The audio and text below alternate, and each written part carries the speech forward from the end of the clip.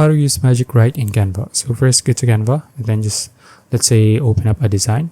So let's say I'm using Magic Write here on the video and I'm trying to add captions or subtitles. So what you can do here, just click on the text that you want to change using Magic Write, and then you can just click on Magic Write here.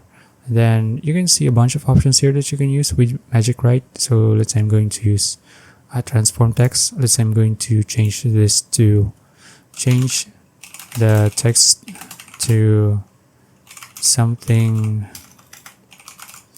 let's say mysterious, right? Press on enter. Okay, as you can see, and then click on replace, and now it's been replaced into this. Now if you want, you can just use Magic Write again, just use any of the options here as well. Let's say I'm going to use rewrite this time, click on that, then it'll start rewriting here, as you can see, and then you can just click on replace here again, and then as you can see, now it's been changed. So you can just click on keep using rewrite, play around with it. There are a bunch of options here that you can do, and that's about it. It's pretty easy to use. So that's it. If you found this video useful, please like and subscribe for videos like this. See you in the next one.